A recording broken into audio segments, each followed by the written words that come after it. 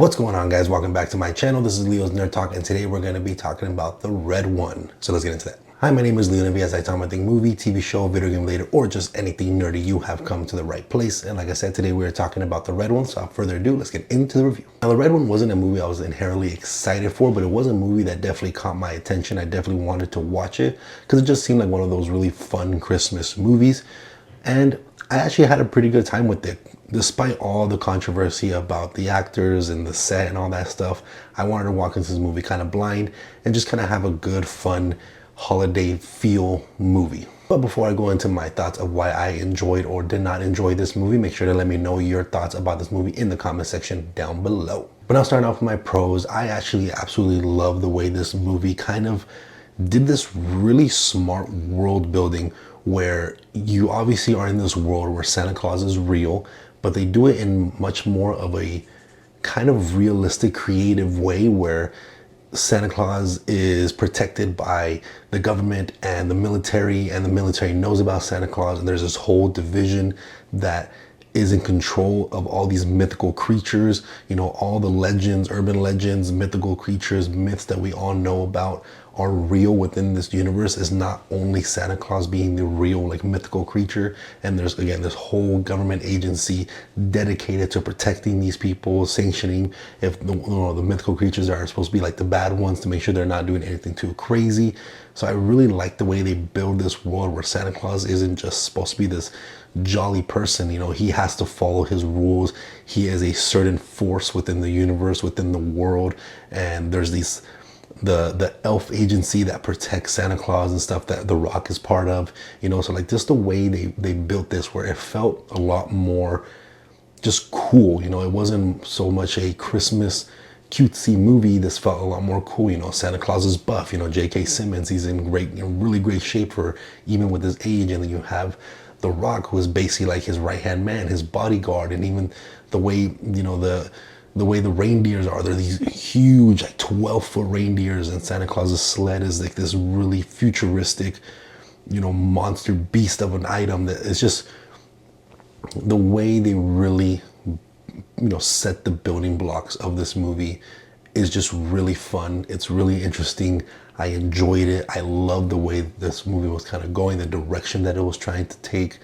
And, you know, this whole plot of Santa Claus getting kidnapped by this other kind of agency that wants to kind of take over the holiday, and The Rock having to partner up with Chris Evans' character to try to find him, because Chris Evans is someone that's always been someone that is a non-believer of Santa Claus, but he's this person that could find people wherever in the world. Like, this was just one of those movies that was fun. It had definitely like the feels of like the Santa Claus movies, but a little bit more actiony. You know, this felt like the Fast and Furious version of a Christmas movie, you know. And The Rock kind of plays this Hobbs type of character.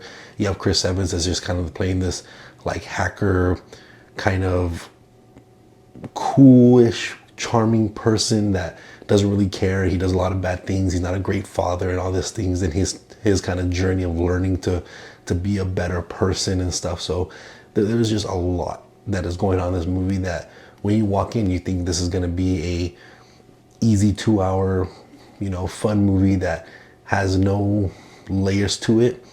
And this movie ended up having a lot of layers to it. You know, there's a lot of comedy to this movie that actually worked for me. There was a lot of heart to this movie as well. Like, there was a lot of emotional beats that I actually thought worked very, very well, and the kind of things that they were trying to explore and the ideas that they were trying to, you know, throw out there, you know.